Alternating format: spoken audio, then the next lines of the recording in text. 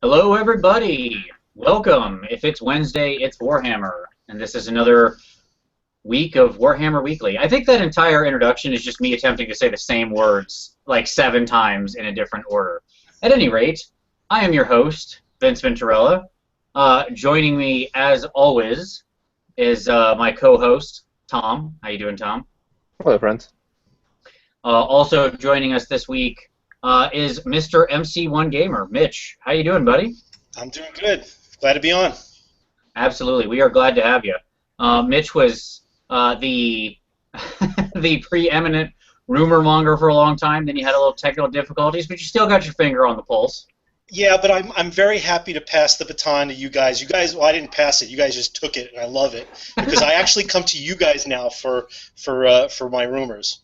All right, well that's okay. You're up already, I know, on this week's stuff, and we have some stuff this week. So why don't we get right into it? Let's start talking about it. Tom, I think maybe the first thing should be let's level set here first. Okay, we'll use the business speak. Yep. Let's do some level setting at the start of the meeting. All right. So if we remember last week, we had our crazy rumors of Nigmos and stuff and all sorts of weird things and all of that stuff. And, we talked through it in detail as much as we could. But even then we said, 50-50 on any of this, maybe and 50-50 that 50% of it's right. Yeah. And so then shortly after that, we got a little course correction on a new rumor. So, Tom, why don't you take it away on that and tell us about that? Yeah, so an individual claimed to be part of the Learn to Play kind of playtest, or not, playtest isn't the right word, like the training, so to say, for new players. He or they described Age of Sigmar as a skirmish level fantasy game. He knew mostly only about the actual skirmish aspect of it, not any large-scale mass battle. He described it as, controlling several units, organized into loose groups. Models, as we know, were on round bases. The real interesting thing about this new rumor was despite the fact that it seems like the rules are very similar to 8th, like across the board, as he described it, it smacked of 8th. Was that the new thing was the set of formations that one can choose of either tight, square, or skirmish. And different formations are supposed to be granting units different benefits. For example, like skirmish, while there's not a lot of benefits to engage in close combat while you're in skirmish format, like you don't gain bonus from your numbers and a bunch of other stuff, you have no flank or rear. Yeah, you have no flank basically. So like you can turn and face basically any charge and basically take a charge from any direction with no penalty. So that's an example of of how these different formations are going to function supposedly. Yeah, I think in the rumor he quoted them as loose, tight, and ranked, and I was like, boy, I hope those aren't the final names. Yeah, there's going to be a lot of Clint Eastwood and Monkey references of how are you ranked? Any which way but loose. It's a little risque on the comments on that one. Hey, I got a loose army. Exactly. Yeah, my whole army's loose. It's a family show. It's a family show. Watch out for that Slanesh army rolling in. Absolutely. All right. So yeah, and I mean, I think that the interesting thing about this was I really liked the formation concept. I think this would be cool. The idea of the loose formation, as it were, smacked to me of old school skirmishers, like the way skirmishy type things worked in long ago editions, where you just kind of had them out there in a ball, right? Like they weren't in this pseudo rank formation. You just kind of they were an amorphous blob moving around, all roughly a half-inch apart. Mm-hmm. Mm-hmm. What I like most about it is that if it's an inherent part of the game, if you have these options across the board on all of your units, it may simplify the game in terms of movement, but it'll still keep the depth as far as tactics are concerned. Absolutely. And some of the special rules that may come into play, we're not obviously, if all this comes true, I'm sure there's going to be certain characters or even armies that may have default abilities on how to rank up as a response, which we heard about already, and you guys have reported about. But it's nice to see that because it still means that there's going to be a lot more that we can do in the game, and it's not just going to be just little bands of skirmishing troops. Absolutely.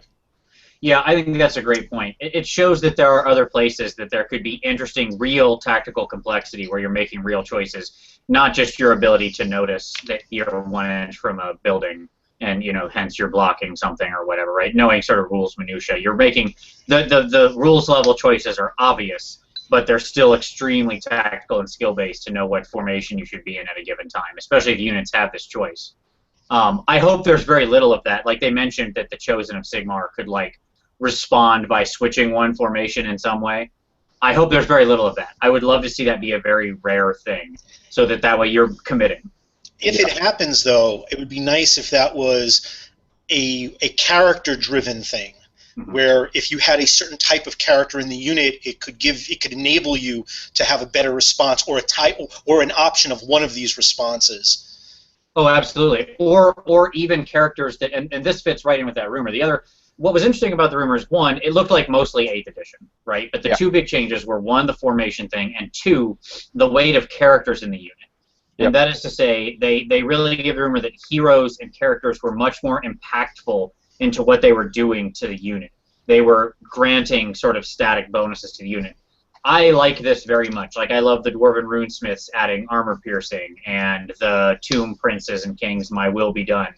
I love force multiplier heroes and lords and stuff that aren't just there to be, super beat sticks standing at the front of the unit. I don't mind them being aggressive and being hard-hitting and stuff, but I love them being force multipliers. Yeah, I mean, you're speaking my love language. We talked about this about a month ago or so, where, when I choose heroes, what I want to see is I want to see force multipliers. I'm less interested in big beat stick heroes. I want heroes that are going to change how I play, that are going to influence my units and stuff like that. And hence why I have a heavy affinity for Alariel, because she does that.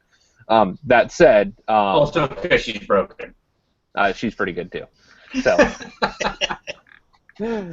but yes, I mean, so I'm glad. It's encouraging to see them going that direction. Right. Mitch, any other thoughts on that one?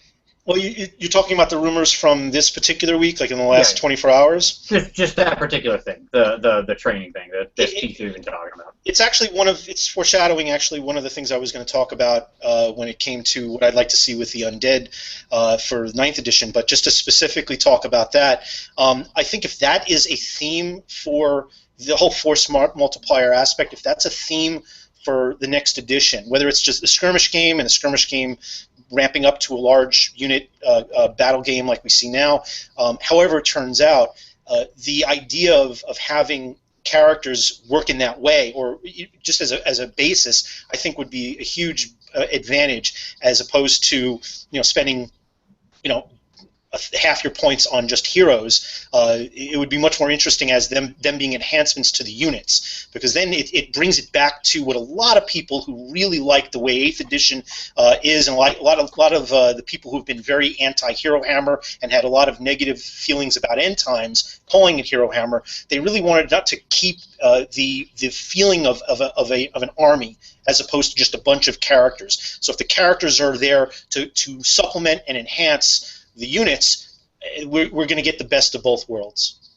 That is a absolutely fantastic point, Mitch. 100%. It's funny. You could have 50%, lords and heroes or whatever, so you can spend 75% of your total army on it, and it won't matter if what the lords and heroes do is make you want to play your core units or your special units or big blocks of infantry. If you've got a guy that takes your core unit and makes them +1, +2 weapon skill, +1 strength, and +1 initiative or something, right? And that's basically what he does. Or then he, to make him good, you've got to get those regular troops on the table. He's a backwards incentive to start playing more troops to get more big blocks of infantry out there and so on, right? And think of all the depth you can do with that, the range of things. You could have characters that could do a lot of little things, so you have choices to make. It could be maybe it adds in an extra movement, a couple of inches to your move or your charge, or like you just said, maybe it's some stat bonuses. It could be an initiative bonus, which could be a huge thing. They could be little things that could be situational, and they could stack potentially eventually. Who knows? I mean, look, we're a couple weeks away, but there's a lot of wish making, but still wish listing. But still, it bodes well if this is the theme that we're talking about. Yeah, I think what's clear here is this is a super deep well of design space that has been barely touched in the existing edition. Now, have you guys read some of the stuff that people have been responding to? And as we all look at the websites, there's so many people that just attack these pictures or attack these articles. Have you read some of this stuff? Because I know it sounds like you've already seen the images. Yeah. So that'll be good. Let's use that to segue into this next piece. I think that's good. So the second big thing was obviously the leak of the next White Dwarf, which, if we remember last time, it was said a celebration of Warhammer, right, was kind of the thing. And so this next White Dwarf is, perhaps unsurprisingly, it's the bridge issue, right, where we're going to get, like, the history of Warhammer and who is the history of the character Sigmar and of the Everchosens and of the game of Warhammer and of painting the figs, and it shows, like, the little rogue trader fig and then the newest guy, where, like, your old orcs are the size of your new goblins, funny things like that.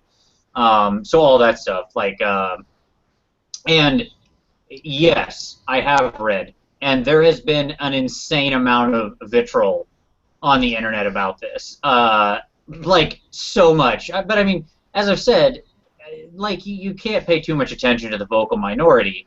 Like, what's written on message boards should be treated with the same amount of respect in general as what's written on the wall of a gas station bathroom.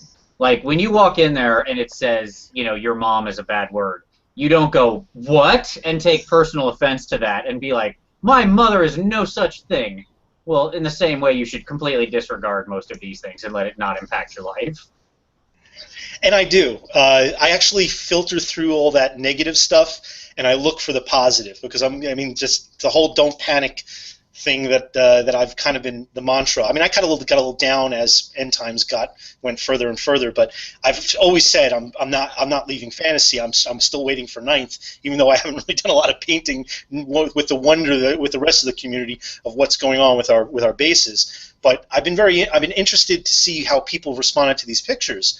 And some of the writing has been targeted as if it's for 10 or 12-year-olds, which makes sense. I think that's actually a good thing for an introduction to a new customer base. I don't think that people should be looking at it as talking down to the old guard. I think it should be the effort to try to appeal to younger players and make it and speak in their language and at their level, so that they can understand a more simplistic system and get on board and get hooked. Yeah, and by the way, just because something is targeted or made with the ability to be appealing to a younger audience, let's just say that, not even necessarily targeted, just able to be consumed by a younger audience, let's say teenagers to something like 12 and up, does not make it bad. Star Wars is made for kids. Doctor Who is a kid's show. These are some things that I love very, very much. The list could go much deeper than that, and most of the great things in my life that I'm nostalgic for or love were made for kids, and that's okay. I have no issue with that. I still love them just as much. It's a matter of, is there also the depth behind it, right? Like, things can work on more than one level. Take most every Pixar movie ever as an easy example, right? I mean, like, all of these things are made for children, but if you don't think that Up was one of the best movies ever made, well, you're just wrong. That's how that works. See how easy that was? The latest one was awesome, too. Did you notice, by the way, the square base in the latest pictures? I did, yes. Yeah, I mean, what I would say is that looking at those pictures, I mean, maybe I'm wrong, but I didn't feel like so most of the major sites claimed that, like, this was an Age of Sigmar leak and blah blah blah, but everything was just like pictures in like more like retrospective on the last 30 years that culminated in the end times. Like, I didn't feel like there was actually anything new in the content that spoke to Age of Sigmar, other than the statement that the last 30 years are simply a prelude to the Age of Sigmar, which is a fairly bold statement for them to make. Sure. Well, go ahead, Mitch. Go ahead. Well, I think that that montage and connection to the old and they're bringing, of course, that's not a bad marketing ploy, trying to say it's all leading up to the newest greatest thing. Hey, fine, if you want to build up some interest, we need more of that. We need more of that and more intelligent marketing. But I think that the idea that they're also showing large battles puts a lot of people at ease. They're showing that there's not just one base size. Maybe people aren't hitting the panic button quite as much. There's a little bit of alleviation. The fact that they're showing large monsters and heroes, but there's also large units that are being shown, I think that's the kind of thing that maybe if it may be inadvertent, but it is going to go speak to the people who have the most concern, and that is the people who have already invested in the game. And the people who haven't invested in the game just may see something cool and dive in. Yeah, I mean, I think that there's even a line in there about like the battles that, the epic battles you've seen, you're going to see even more and bigger epic battles. If they manage to have a system that somehow in the rulebook contained everything to go from skirmish up to like Armageddon level stuff, just talking like 40K terms, right? I would be like, yes, let's never print another edition of rules ever. Like, you've got me right there. Take my money right now. Like, that's, obviously that's the dream. That's very difficult to do. It's not impossible, but it's extremely difficult. I think people often underestimate just how difficult it is. But I'd love to see it. Let me say this. Did you see so while we're talking about the White Dwarf picks, did you catch the last page of that White Dwarf? You're talking about the lightning and the different things that are set to come? It almost shows the stages of things that are about to be released. The 3 lines. Yep. Like, every White Dwarf ends with the 3 lines. And so the 3 lines were top line, don't remember, not relevant. I can't remember what it was, but it wasn't important. It was something about 40K, probably. Not to insult our people who play 40K who watch this, but, it's not really my chief interest. The second line was like, the reign of chaos ends. And the third line was like, Sigmar... like, good guys have as much power now. Sigmar takes the attack to chaos, or the good guys take the attack to chaos, whatever. Clearly I'm paraphrasing. But that was the greatest leak I have seen thus far. Because we've been talking about the dream, to dream the impossible dream, that the Warhammer world has,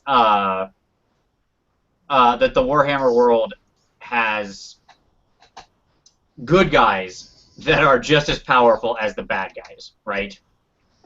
That the good guys can stand a chance. That would be amazing.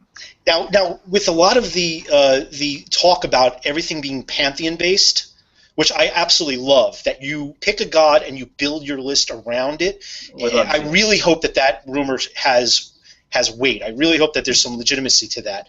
But a lot of the discussion that I have been reading is about the fact that the old Warhammer was about the dominance of the bad guys, the dominance of chaos, that it was just overwhelming and everybody else was just fighting the good fight. And this one was going to be not just everybody fighting each other, which is what I think is a superior game concept, but that the title alone speaks of the fact that it's the Age of Sigmar. Now, I'm not the biggest fan of Sigmar, and if any of your audience who are, don't hate, but hear me out. The idea is that this is the dawning of maybe a little bit of a shift in the power structure that we've seen with Warhammer. That it's not all doom and gloom. Even if it is doom and gloom, there's at least some chance that the good guys could get a couple of licks in. Right. Yeah, exactly. The good guys in the old world stood no chance. The way that the end times ended was the only way that world could ever end, period. That was what it was. That was the story of the world. Do not delude yourself. We've said it 100 times. I'll say it 100 more. That was the story of that world. And just real quick to put a point on that, one of the things that I think people don't appreciate is how lucky we were to get an ending to a story. Like, this is so rare in the history of, like, games for a company to put a concerted effort into telling a full story arc with their product and to actually bringing a close and then starting over. Clearly it's beneficial for them. They can do new stuff. They can tell new stories. But it is so rare to get a real ending to the story. And, by the way, endings are what makes stories worth it.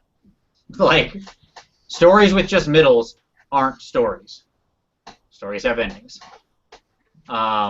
So, yeah, absolutely. I'm super excited. and I just want to see confirmation that Archaon is the new Herald of Sigmar.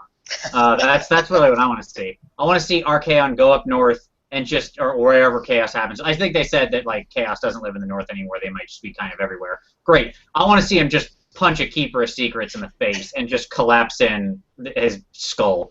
Like, that would be great. And I love Slaanesh, but I still want to see that. So I thought that was pretty good. And then I think the only other big rumor that we probably want to touch on is the rumor of the boxes getting pulled. So, Tommy, you want to take that one real quick? You got that list? Yeah. Just a couple of days ago, there was a rumor that with the shipping of Age of Sigmar, the following boxes or kits are going to be pulled, which would include Empire Free Company, Empire State Troops, Empire Handgunners, Crossbowmen, Empire Great Cannon Mortar, Reichsguard Knightly Order, and then the Khorne Chaos Sword on Juggernaut, Galrock, Marauders of Chaos, Warriors of Chaos Chosen, and the Dragon Ogre Shaggoth. Now, what's fascinating about this is I think that some of these boxes are already on direct only.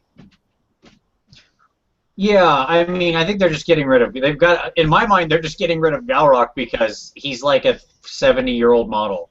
I mean, like there are people on Social Security who weren't born yet when Galrock was first made. Like that's an old model. So like that probably needs to. That should have been pulled forever ago. That was just laziness to not make a new one for him. But other than that, clearly there's some alignment, with the box contents rumored of Age of Sigmar. Right. Yeah, I don't know how much weight to put into this, obviously, because of some of that inconsistency.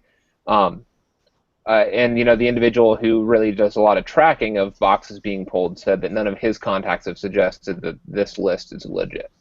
Gotcha. So, I hope we better not, if they pull the Dragon Ogre Shaggoth, you know, they better make a replacement for him.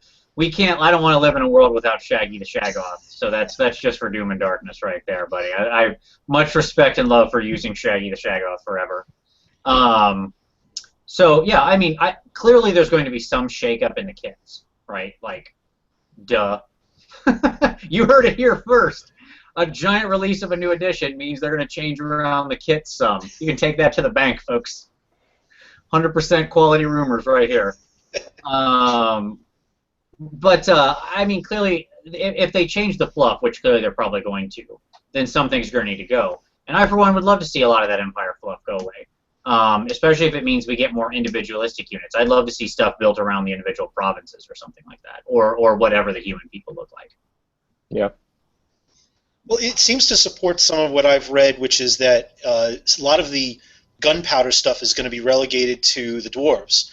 So if they're taking away like the handgunners and the cannons from the Empire, I'm sure they're going to get replaced with something else if that turns out to be true. But it would fall in line with that rumor. Of course, taken with a pinch of salt.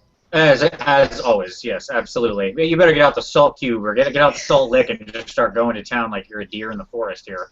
But one important thing to note is that I think this has been more or less confirmed, that the 29th, so what is that?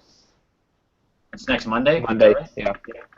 Next Monday is the like training day for where they're going to like teach all of the store associates, I assume probably over some kind of like WebEx and in person where they can, all about Age of Sigmar and release everything and talk, you know, teach that, because those store owners are going to need to teach people how to play this quickly and efficiently, right? So like GW is going to get them on message, so there has to be a big training course. So my guess is somebody's going to talk.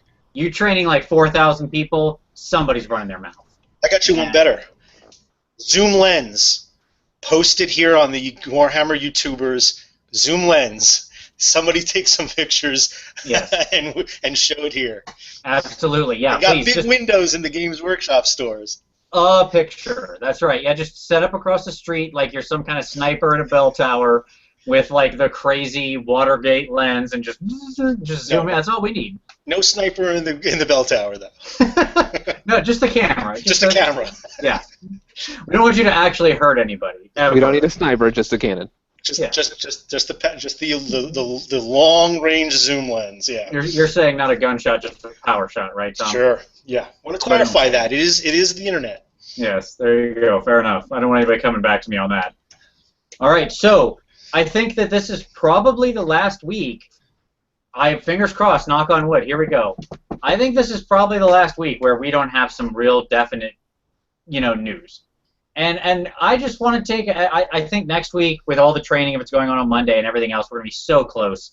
There's just gonna be stuff that starts leaking that's concrete, images from books and pictures of models and the White Dwarf that's gonna be after that and stuff like that. All that's gonna start leaking out. And I think we should all take a moment right here and really reflect upon the last 6 months of our lives that have been spent tracking this week to week and how fun this has been, because it's probably going to come to an end, and now we'll just get to worry about every next box that's coming and worry about those rumors. So don't worry, we'll still continue to know nothing about all sorts of stuff, but at least we'll know the shape of 9th edition. It's exciting. Absolutely. So, Games Workshop, whenever they close a door, they open a window. I think that's the lesson. It's like a proverb or something, right? Okay. Put that on a T-shirt. All right. So, anything else? Any other final thoughts you gentlemen had on rumors? Nope, nothing I can think of. All right. Well, let's move to a little. Let's then leave away from that and look forward to next week and hope for some concrete. Let's talk about some hobby time. So, Mitch, you are our guest, so you get the blessing/curse of going first. Sure. So, what have you been working on, man? What's on your table? Well, I have to admit that most of what I've been working on is not Warhammer stuff. As I've mentioned to you, and I mentioned in some of my videos, that with all the question marks, it kind of took a little bit of the steam out of the engine, which is unfortunate. And I really have a lot of I'm very impressed with people who have just stuck with it and have kept on painting and built up new armies and taken this questionable time to really paint up stuff. But me, I've mostly been doing historical stuff to pass the time. But since this is Warhammer Weekly and it's not World War II Weekly, I had to show something that I've been doing for a Mordheim campaign that I'm involved in. That's totally close enough. Okay, cool. And that's this. This is my Vampire Lord for my Vampire. I'm not sure if we can see that. And this I converted it up from one of the special characters from the Vampire accounts. I'm sure you could tell who that guy is. And if you can't, I'll go give you a little bit of help, because I magnetize everything, as you know. And that's the issue. You know who that guy is. Yeah. Oh, there you go. Yeah, Krell. Darrell, all right. So what I do is I magnetize everything. So he's got several different types of heads. I've got the vampire head. I've got the Bretonnian helmet, because with my vampire accounts was Bretonnian themed. So I just converted this up with a bunch of magnets, and I've got all the different pieces that I'm working on for 2 weapons or for weapon and shield, and there's the extra weapon and and even just Krell's axe, just in case I want to do a 2-handed weapon. So I'm working on that along with the warband. I'm doing one of those warbands which is very heavy with ghouls, because they could be elevated up to characters with Lad's Got Talent, and less with the zombies, and certainly not and not picking the direwolf, which is what a lot of people pick that early on. They never level up, so you might as well get them later. So I wanted to really pull out a nice modular vampire for not just for Mordheim, but that I could use hopefully for the next edition as well. So I finally getting back to painting some fantasy stuff, even though it's not necessarily for fantasy. That's close enough. I love it. Yes, you keep enough zombies around that you can throw them forward and get them killed, and then voluntarily route if you need to. You keep enough ghouls so that they level, and you try to get your dregs killed once your ghouls level up. Like that's the undead mission. Right, and direwolves are an absolute waste. They're a point sink. They're too fast compared to the rest of the army. They just get out there and die, and then they're super expensive. I agree. I like all your tactics. You're making You're making smart Mordheim undead choices. All right. Wow, that was a squeaky chair. Tom, what's on your table? Well, I am getting close on that Forest Goblin unit. Yes. I'm basically down to basing. Look at all those guys. A lot of savage goblin orcs. Yep. Goblorks. Goblorks, exactly. And then I've been working on some of the some terrain for Mordheim. from the Reaper Bones to Dragon's Own share set. So I finally decided I got sick of the white look, and so gave it a good base coat and some dry brushing, and just getting started on that. So on Nice. the side. Yeah, I need to do the same. That's a good point. I have it set aside, like it's sitting up on my shelf saying, please work on me, but I keep finding other stuff. That's so weird. Yeah, I was looking at it and I was waiting for some stuff to dry, and I was like, there's not a lot here. I could base coat this in 7 minutes. And so, so I just kind of started working on the side here and there, and suddenly I have, I'm making good progress on it. So Sure. Have you started on your board yet? I have not. We have a big gaming weekend this weekend, and so it'll probably be on the other. I'm trying to get these stupid savage goblins done before I can get into the board, but I am anxiously waiting to dive into it. I'm really interested to see what your plan is and how it progresses, because I'm really getting into terrain building recently myself. So you definitely have somebody who's going to be watching. Yeah, absolutely, and I'll certainly. I'm planning on probably making a construction video, so I'm going to track it along the way and then be able to kind of put it all together. So the hope is that I'll have, I'm going to start with 4 pieces. It'll be a modular, so the way it'll be like heavy canals, like streets and canals, and then a bunch of places for buildings, and hopefully I'll be able to rearrange each of the tiles in any 4 directions. So that it'll have a diversity of positions, and the hope is that I'll eventually have 8 tiles that I can sub in, and so it'll give me a good flexibility of terrain. Very nice. Me myself, I've been working on a couple things. I've got to get like 1 or 2 small things painted for Buckeye battles. So I put together a Swedish 17.3 comp Skaven list. Oh yeah, 17.3, folks. That is a lot of garbage. Like, there is just Skaven garbage. I am excited. Is it all slaves? Oh no, that would be the worst way to go. Slaves are they are comped hard. Really? Stack. Oh yeah, because slaves are your best unit. And then, without slaves, you're dead in the water. That's your best unit right there. Skaven win on their worst. We win on the worst. That should be their battle cry. We win on the worst. So, but also, I'm working on this, which is a little commission piece for there you go. There he is. There we are. Nice. For Skaven and AZ there. Another kitty cat. So, he's almost done. I like how he came out. Little lighting effects there. Yeah. So, he's coming along. Yeah, other than that, and then just, good to go. Up next, I don't know. Like you said, we got this game this weekend, so I haven't decided what I'm going to do on the other side of that. I think I want to build my giant monstrosity beast, but we'll wait on that. Some kind of mix of a Terrorgeist, a zombie dragon, and a Necrosphinx. Just shove it all together and see what happens. I've got I have 10 of the Necrosphinx wings, like these wings. Do you see those? The things that go on the Necrosphinx. I think I have 10 of these. So I think I'm just going to make one. I'm going to put all of them onto one model. That's, I think, what I'm going to do. Just crap tons of those. We'll see how that works out. You're going to layer them like wings? It maybe, yeah. Or I was thinking putting the Mortis engine, the bone pieces out of the Mortis engine, like the cage, using that as the connective tissue between them as wings. So we'll see how that all looks. Who the hell knows? All right. So what are you working on? As always, we'd love to hear. Put it down below. And as always, share it out to the PMP and to the YouTubers. Share what you're doing, and let us all learn and appreciate together. But let's move on to our feature segment of the week. Feature segment: overrated, undervalued. In every army, there is this thing called the zeitgeist, and certain ideas get stuck in it. And people just believe without really knowing or trying often that certain things are good and certain things are bad. And the overrated, undervalued segment seeks to demolish those ideas where possible, or where they are wrong-headed. And tonight we're talking about the Undead Legions. Yes, the combination Undead. We're also going to be moving on after this to talk about their position in 9th, and we got a lot of questions, and we're going to get to them all. So we're going to do this overrated, undervalued quickly so we can spend time on the questions. So first, we'll stick to this. Right now, currently, in 8th, What is overrated in the Undead Legions? What do you think is getting that overrated tag? Mitch, you have a Undead Legions focused on the wet undead. Yes. You attacked from the wet undead side. What do you think is overrated in that list?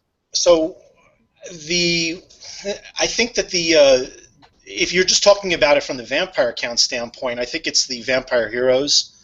I think there's a lot of points that you invest in there, and you don't get as much of a punch as you would for some of the better. And I mean, for the undervalued, it would probably make a little more sense if I explain why. But in comparisons, I think that's a big one. You get 2 wounds. Your weapon skill is definitely comparable, but when it comes to here, you cannot stand in with a lore-based character certainly. And if you spend a lot of points on on the vampire abilities, you're really going to jack up the number of points you're going to spend on a character that just essentially has 2 wounds and probably is only a level 1.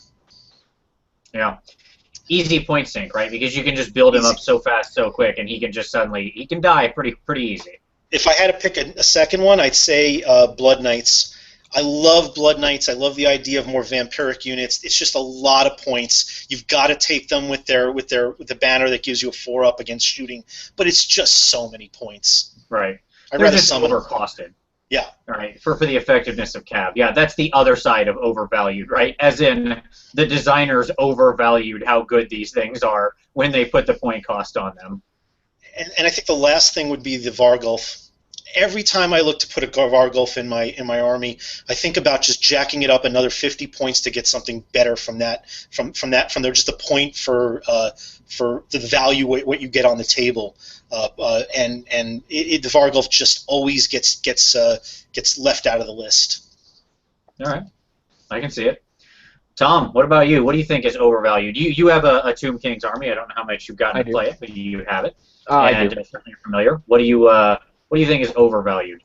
You know, so I read a lot of tactics and a lot of discussion on stuff, and from my tabletop experience, ethereal units, they are talked up so much on the forums as kind of the end all be all blockers, end all be all, and they're just they are good in some circumstances, blocking against some units, but the reality is that that is a portion, that is a slice of the pie of what they may be staring down, and it's not when I hear people, they were just using Lore of Undeath summoning ethereal blockers. Bullshit. Okay, because the reality is that ethereal just can't carry that kind of weight. And I don't know. So I really think that people see them as a much bigger deal than they actually are. I agree with you, and I'm mainly a Vampire Counts player. I love ethereal. I just don't think that it's a situational thing, and you have to use it in the right way. It's not going to cover all situations, though. People sometimes think that they can go heavy on ethereal, and that is a huge, huge, huge mistake. Yeah, you're going to get those wins, right? Like you ram a spirit host into a unit of blood crushers that doesn't have a standard, right? And who isn't using the ensorcelled weapon? Or not blood crushers, I'm sorry, skull crushers. Blood crushers would actually do damage because they're magical, they're demons. Or demigriffs. Let's pick an easier one. Demigriffs without a standard. There you go. So they're generating 0 combat res by default, right? And they can't actually hurt the thing. That's great. They'll sit there all game. You put it into some kind of monster, right, that doesn't have magical attacks. Like a spirit host hits a hell pit without warpstone spikes. It's just going to sit there. Like, you've literally just tar pitted that thing for the game, assuming nobody gets in on the flank or something like that, right? So there are great things that can happen with it, but and those are good things you want to shut down. Shutting down a hell pit for a whole game is no small thing. Shutting off demigriffs, a unit of 4 demigriffs or something, is no small thing. Even if they do have a standard and they have to just combat res them down 1 a turn, 4 rounds of combat or something is pretty decent to hold up demigriffs. Or steam tank. Yeah, steam tank's another great one, right? Because it just sits there forever. Yeah. So it's not that it's bad, but you're right. There is a lot of stuff that can kill it. I think people are very scared of ethereals because it's a very, and this has been talked about before on many shows, it's almost like it's an all or nothing choice, right? It can have those all situations that we just described, or it can have the nothing. It goes up against the infantry that has a lot of ranks and has a hero in it with a magic weapon, and it's just like dust immediately. Like it's just doesn't even bother to exist. Like you could have just invested in dogs, right? Which probably would have served the same purpose and been cheaper and more mobile, right? You're getting the same use out of them. Yep. So, all right, my overvalued. What I will say is overvalued in the Undead Legions is the Invocation. That's right. I'm going to pick Invocation. The Wet Undead Invocation. Yes. And here's why. Okay? It's not that it's not good. It is good, and it can certainly bring back a lot of undead. Okay? The problem with it is, if you're playing a good player, you're never going to get it when you want. And it is your thing, right? It's your way as a Wet Undead guy to get back your dudes, right? And if I know that the difference between me winning and losing this combat is you having 8 more dudes, I'm going to dispel that unless you total power it. That will be the thing I do. You want rerolls on hits, you want rerolls on wounds, you want all that crap, have it. I don't care. Knock yourself out with all that garbage. If I'm going to splat you and 10 undead is the difference, then I'm going to splat you regardless of whether we're just talking about how many I lose in the process of winning, right? At that point. But if I know it doesn't matter because you're halfway across the board and I happen to errantly shoot into you and knocked off a couple skeletons and you're going to put them back, I'm not going to stop that. Like, knock yourself out. Have your 3 skeleton archers back, okay? Neat. Are you enjoying wasting your dice? Like, because I'm enjoying you doing it. Like, the problem is because it's so linchpin, it's this one thing that does it. I honestly like the dry undead version better, which is just every augment tangentially does a small amount. Because then all I have to do is get 1 of 4 spells off, right? And I'm going to be repairing my units. And most of those spells are also bubbleable and can also restore wounds to all those units and things like that. It's less punch. I can't bring a unit back from the brink, right, as easily, whereas you can with Invocation. But I can slowly win in the grind, and I'm always going to be guaranteed to get one of those off, especially with Tomb King's magic powering you. See, now I look at it from a different point of view, and I agree with you that if you target that, you can really neuter a Vampire Counts player, and as a result, somebody who's focusing on that as an Undead Legions player is going to ruin their strategy. But you have to learn how to adapt, of course, when somebody is doing that. I look at it as the Invocation being a way to bleed off your Dispel dice. If you're going to try and stop me from doing that or shut me down from restoring, it's only going to cost me a couple of dice, maybe even only 1 die. I mean, of course, you're probably going to throw 2 at it just so you don't have the issue of failing to cast with a 1 or 2. But it's still a situation where you can get dice dominance because you then have to make a choice of whether or not you want to spend dice against that spell. And then I may actually have a cheap caster that will also have that spell and be able to do it a second time or maybe even a third time. So that's definitely a way you can counter that strategy, but you have to be prepared in case you're going up against somebody that's going to try and shut down the phase. There have been plenty of games where I haven't gotten a single invocation off as a result, but then I've managed to get something else off because of it. Right. Absolutely. No, that's fair. I will say overvalued, Lore of Undeath, because we're talking about Undead Legions. Absolutely. Lore of Undeath.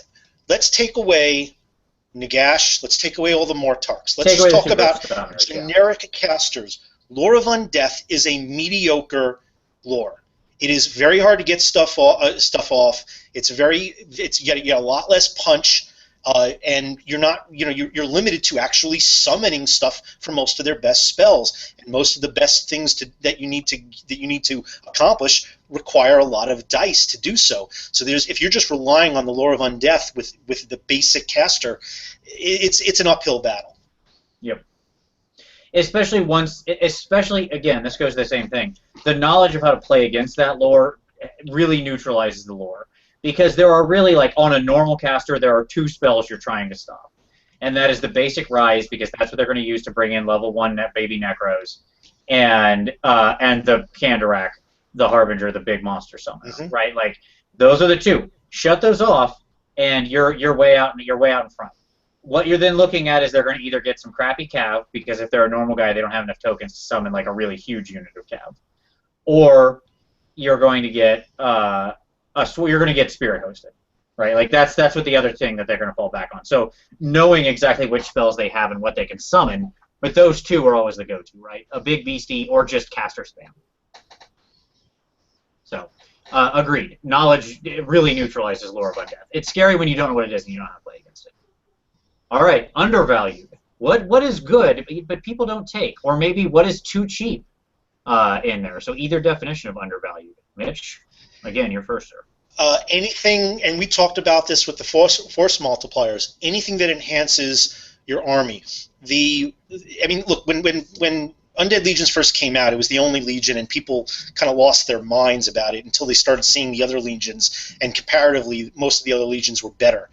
I think any of the characters that you can use from the Tomb Kings that can enhance a unit from the vampire counts as a combo, like the Tomb Prince or the Tomb King itself, although I'd probably go with the Tomb Prince because you get a lot of good bang for your buck, or the Necrotect. I mean, being able to get things like a higher weapon skill on skeletons, or even better, I love the combination of ghouls. A large unit of ghouls with a higher weapon skill and poison is phenomenal. They get many attacks. They get weapon skill 5 and 2 attacks, and if they can get the Necrotech, which I think is the one that allows you to get hatred, correct. That's phenomenal. That unit is brutal. But I've actually seen a large block of skeletons with a weapon skill 5 or 6, they have a parry, and the ability to then heal that unit back, and then they have the ability to get a magic banner with the ranks and the banner.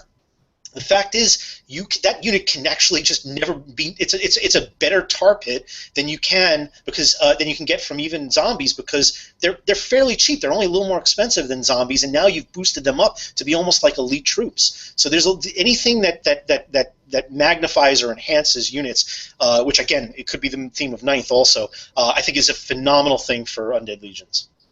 I like it. Tom, what about yourself? Undervalued. Well, I don't want to steal your thunder, and I don't know if people actually think that this is undervalued or not, but man, I love me some kitty cat. And the reality is that you can, in not too difficult of a manner, put 5 of those bad boys on the table. Oh. Because they're just not that expensive. And the toughness, the wounds, the attacks, everything that you're getting, the breath weapon, they're just they are some meat, and I think that they're like in Undead Legions armies there should be more of them. Let me just say that. And they're beautiful models. Yeah, it's a beautiful model. Pretty good against ghouls. Pretty good against dwarves. Pretty good against a Hyrule Titan and Nagash. There you go. Yeah, pretty good at withstanding a Necro, a Ghoul, a Hyrule Titan, and Nagash. It was like 4 little individual things all fighting that cat. He walked away 0 wounded. Best round of combat for a cat ever. Yes, I would tend to agree with that. Those kitty cats are amazing. I really do stand behind them. I wish they had, here's the one thing I wish they had. If they were just immune to non-magical poison. Give me my old immune to non-magical poison rule back, and I'm on cloud 9, baby. I don't need to change another thing. I don't need another armor save. I don't need a ward save. I don't need any of that crap. I just, fine, whatever. They've got their little 5-up armor from being made of stone. Great. Just make me immune to non-magical poison. That's so much to ask. But yeah, kitty cats. I will back that absolutely. The skink clouds getting you down, Vince. What's that? Are the skink clouds getting you down? They are, yes. Carrion would be my other choice. People undervalue Carrion. Carrion are so good. I think probably because they're hard to get a hold of. They're only old metal models, and they're expensive and kind of hard to get your hands on, actually. But they are some of the better chaff in the game. They're flying. They're strength 4, toughness 4. They put out 3 attacks each. They're skirmishers, so they're fairly resilient to ballistic skill shooting. As long as the generals around them in Legions, they can actually get out there 20 inches. They can hunt war machines. They can kill enemy chaff. And they can block up for your big units, and they can be where you need them to be. Carrion are highly undervalued and really good. And I remember Jacob, the guy who, I think his name is Jacob, right? I hope I'm not saying his name wrong. Or I'm quoting the wrong guy. But anyways, the guy who won Masters with Undead Legions was talking about summoning Carrion and how much he loves Carrion and thinks that they are very valuable, and I agree with him. So there you go. And I thought that before I heard that from him. I'm just want to say, I'm not just duping a clearly far superior player to myself. All right. So there you go. What do you think is overvalued and underrated in, or overrated and undervalued? I like how those work either way in the world of the Undead Legions. We'd love to see it. So make sure you put that in the comments below. And speaking of those comments, let's turn to some questions here with our last 15 or so minutes. So first off, some comments. Matthew Price says he's going to Buckeye battles as well. All right, man, find me. You know what I look like? I don't know what you look like, but find me. If I'm there, I'll gladly get a game on with you. So there you go, or just hang out or whatever. So I look like this, fat, pasty, bald guy. So it might be kind of hard to distinguish me from the crowd, but hopefully not. You should be able to find me. Jeffrey Egan pointed, or wait, am I pronouncing your name wrong again, Jeff? Did you say that I'm saying your name wrong? I probably am. Crap. Is it Egan? It might be Egan. Yeah, because I think he told me how to say his name right. Now I'm doing it wrong again. All right, I'm gonna say Egan and hope I'm doing it right. But no, Jeff, I'm trying to do it right, and I think that's what's important. He said, "Did we see the box contents rumors?" Yes, absolutely, and I think that's pretty close to what we're going to see. There is actually another rumor that he's referring to that came out in the last couple hours.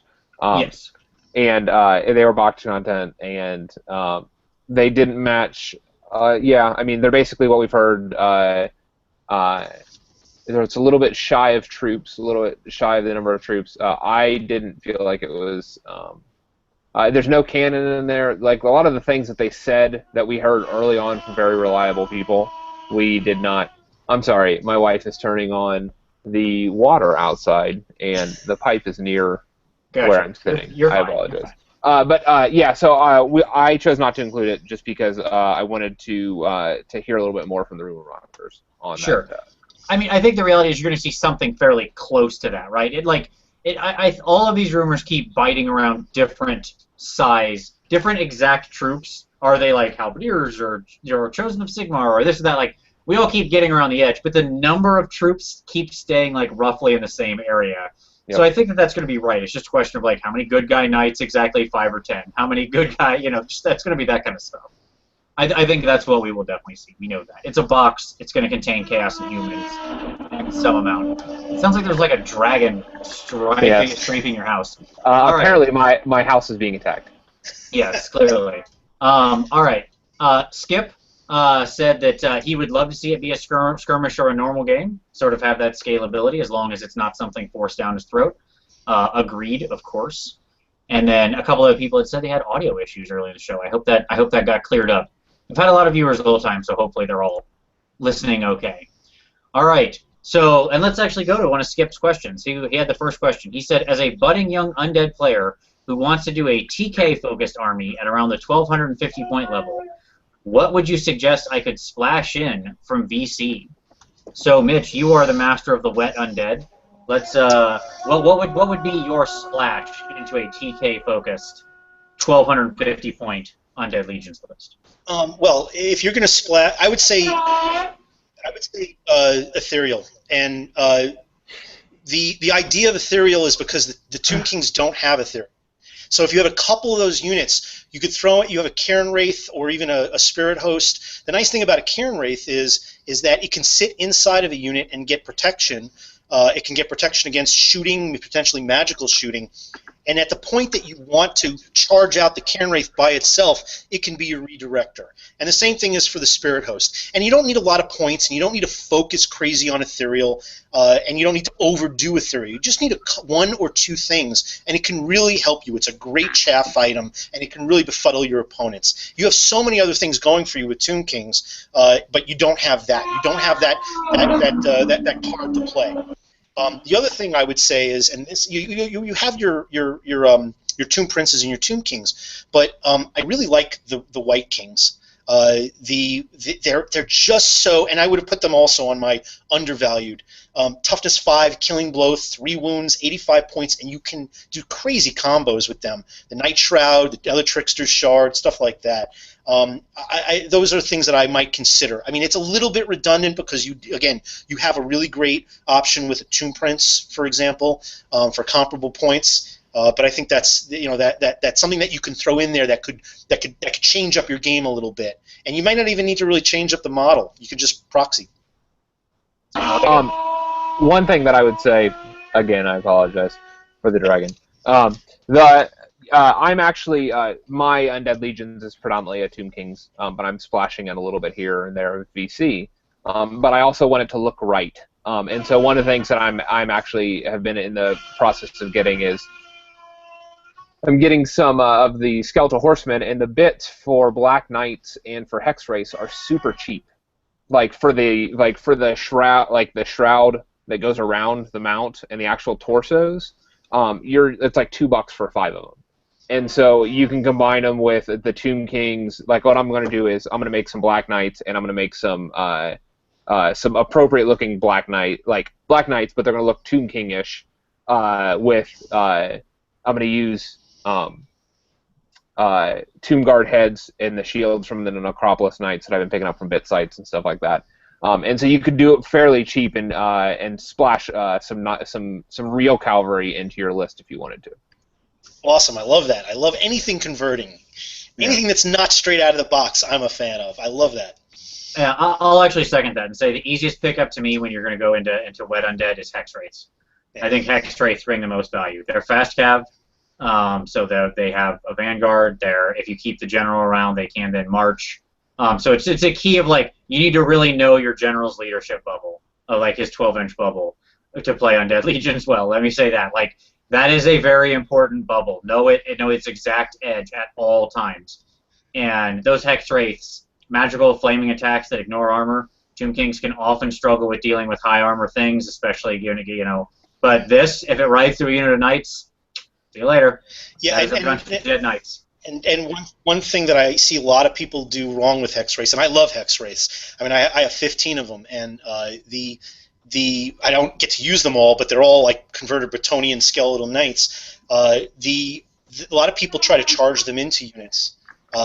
Use that Spirit Walk. Use that Spirit Walk or Soul Stride. I forget exactly what it's called. It's much better if you're going to go in Vanguard and you can Van Hell dance them and still get that walk, that extra move through a unit and get all those extra hits. Don't charge them into a unit unless you're supporting another unit that's already engaged. They will not stand up to just about anything if they're by themselves in hand-to-hand combat, and you're wasting their best abilities. Yep. Always walk through and use your movement spells to move them more. Absolutely great advice. Yes, they are very potent, and as with all things with Tomb Kings, they need synergy to get their full effect, right? That is the story of Undead Legions. Synergy. Mm-hmm. We win together. There you go. See, every army has a little catchphrase like this. All right. So let's see. Nicholas Belair says, do you think the Legion rules are inextricably connected to the end times, or do you see them viable in any setting? I think they are viable in any setting. That's what I will say. I see no reason why they are end times dependent. That's my quick answer. Mitch? I got my own little distraction of audio in the background here. This is a perfect show. Let me just go ahead and say that. No, my wife picked it up on the first string. I said I'm going to be in a hangout. You got to get that phone, and she did. Kudos. I agree. And one of the things I would like to see with Ninth, and I expect with Ninth, is more of that synergy. But I believe that it's going to be similar in nature to what we see with Undead Legions, what we might see with Undead in Ninth Edition. I think we'll see more of that force multiplier thing, and certainly the raising, and certainly we'll see some kind of aspect of summoning. I think that we're going to see very similar things brought over. We've heard rumors of them removing some of the Tomb King feel, and we might see more of the ethereal type feel. Whether it's a very specific type of a theme, or it's broad where it covers a lot of the different areas that Tomb Kings and Vampire Counts can cover, I definitely think we're going to see a diverse set of units that's going to have different types of abilities, like what we see right now in Undead Legions. And I hope we do. I just think some things maybe need to be toned down a little bit. I don't mind losing like the scream from the Terrorgeist, but I'd like to see maybe a Banshee type scream or screaming type thing that is a little bit more enhanced and a little bit more useful. I could trade off the overpowered Terrorgeist scream for something that's a little bit more prevalent and a little bit more useful in the game. But I definitely think we're going to see similarities to what we see right now from 8th carry over to 9th. Yeah, I think you'll still see. I think it's a yes and thing. We'll do an improv game. It's yes and. Okay, you're gonna. I think you'll still see like all sorts of undead things. I hope the rumor is true that undead show up in different forces. I'd love to see like Empire, or I'd love to see there's no Empire, but I'd love to see men allied with undead in certain situations to fight chaos. I'd love to see undead as its own thing. I'd love to see undead, weird, freaky orc and goblin undead. One of my favorite units from the old Dogs of War was the Undead Regiment of Renown. That was all the different skeletons. There was like a lizard man skeleton and an elf skeleton and a goblin skeleton. Just do that. Like, I want all skeletal races, different races together. That was amazing. It looked hilarious. It was fun. Just do that. And it's great converting too. I like the idea of having a necro in any army, but that necro is basically re-raising its own version, obviously, of undead. I don't like the idea of them just raising skeletons. I'd love it to be something that's a little bit more appropriate for that army. Yep. And if you want to see what the possibility, Vince, you just commented on like the orc and goblin like undead. Go stroll over to Titan Forge and take a look at their what was it called? Is it the Blood Sail? No, it was they have a the Draxskull Menace. They have an entire line of like orc and goblin, like undead, like summoner, and it's a beautiful line. So you want to know what the potential could be? Go check that out. Like, awesome. It would be so fantastic for GW to do something like that. Absolutely agree. All right, we only have a minute or two left. So, Skeleton Flower, you had a great question. He asked about the BC bloodlines. In the 6th edition book, they mentioned there are 7 of them. They only give 5, Von Karstein, Necrarch, Strigoi, Lamia, and Blood Dragons. And he wanted to know what we thought the other 2 would be. That's a big question. It's a great question. I would love to see people respond to him in the comments of this of what they would love to see for the other 2 missing bloodlines. I would love to see that. It's a little bit bigger than we get into, but I love the question. I love those bloodlines in 6th edition, and I completely agree with you. Bring them back. They were so good. Loved them. So, yes. And don't worry, I'll never be mean to Ushabti. They're absolutely terrible, but I love them nonetheless, and I field them, so it's fine. But here's the last question I want to finish on with the undead. So Ice King asked, what do you think about undead that can flee? The fluff of the ghouls in particular makes them out to be extremely cowardly, but they are ITP and never run. And he says perhaps some sort of living dead subtype for them, necromancers and fellbats. And as Skeleton pointed out, that's actually how they used to be, right? There was this sort of like half alive or living dead thing. I don't remember. It had a special rule in it that was like not quite undead. And those things could run. They were alive. They didn't benefit from the undead special rules. Like ghouls had it, necromancers had it, fellbats had it. Would we want to see that sort of a thing come back? A sort of like not undead mixed in with undead. Creepy, but not quite there. Like mostly dead? Mostly undead? Mostly dead, yeah. Okay. Yes, because I will say this. Any army that loses an aspect of the game, like, for instance, an army that's static and just shoots and doesn't have the mobility aspect of the game, or an army that doesn't have magic, you're missing out a huge part of the game, a huge phases of the game. And one of the things that is very effective in the game, at least it's in its current incarnation, is the ability to flee. And one of the things that you miss and sometimes lose when you go to another army, if you play just undead type armies, is that ability to flee. I'd love for a just recently turned unit of slightly dead or less living that I could flee with. It would be a wonderful thing for screening and for chaff. What I would say to that is that I think that I would be less interested in having some other type that gets tacked onto a bunch of different units, and I'd be more interested to see like strategic deployment of this. So, for example, for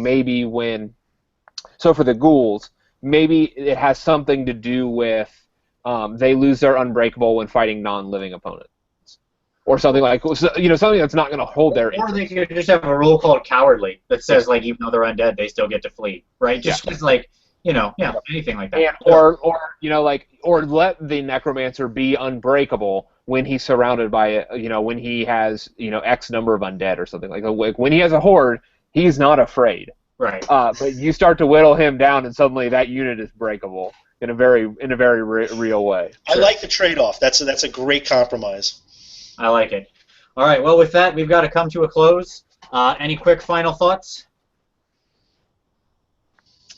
Keep painting those miniatures. There you go. Mitch, absolute pleasure having you on, sir. It was. I was glad we were finally able to get you on, and you are welcome back, sir, anytime. Thank you very much. I appreciate it, and I appreciate the invite. Absolutely. For all of you out there, see you next Wednesday.